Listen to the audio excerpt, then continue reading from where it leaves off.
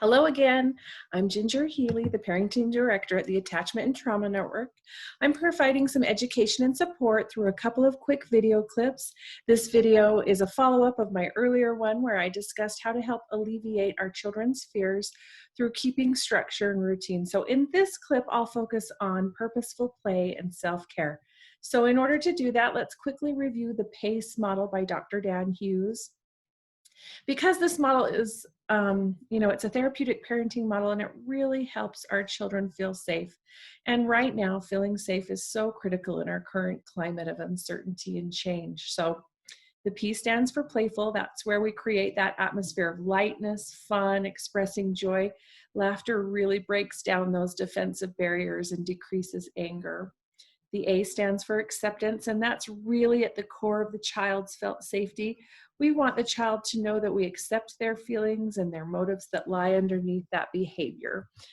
C is for curiosity. So when we talk to our kids, instead of asking them why did you do that? We instead play detective and ask them what they think kind of was going on. What was that about? Using that non-judgmental tone. And the E is for empathy, where we can actively show our kids that they're important to us by conveying that during these really hard times, we won't leave them. We'll help them through it. We're going to sit in the muck with them.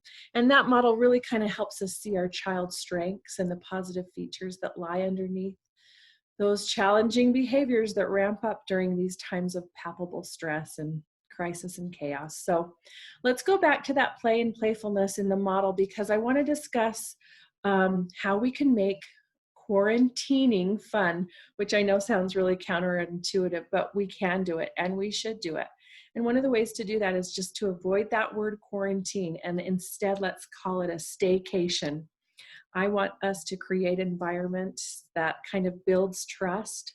And so if we can promote that positive behavior and grow connection and be intentional through purposeful play, that really makes a difference. So let's have fun with our kids during this time.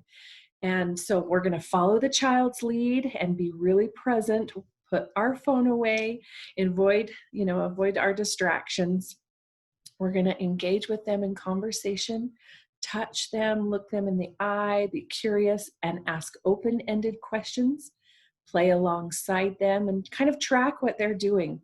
Listen to them so that we can really be attuned and use sensory play. Let's not be afraid to make messes.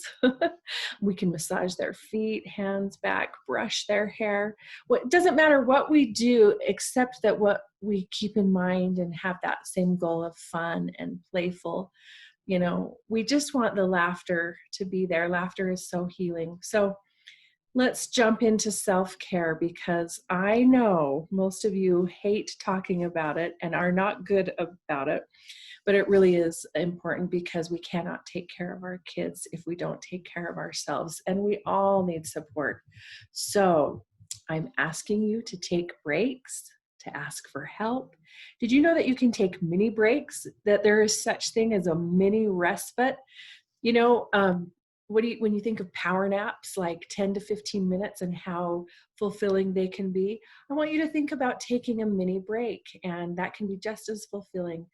A shower that is mindful and full of deep breathing and positive affirmations, a real nap, a moment in your closet alone with chocolate, a phone call to a friend, whatever fills your cup. I really want you to be gentle with yourself as a caretaker.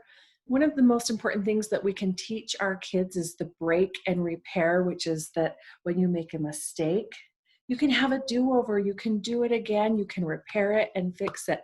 And we need to give that same grace to ourselves, where we have do-overs, because we're not perfect parents and we shouldn't have that expectation of ourselves. So let's get up and try again. And I want you to just be a good enough parent and just try some of these suggestions and keep going. During this difficult time, I really want to encourage you to kind of let things go and avoid power struggles.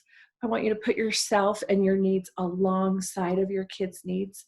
Don't put yourself on the back burner. You're not alone. we are here for you. So contact us at the Attachment Trauma Network, attachmenttraumanetwork.org. And thanks for listening.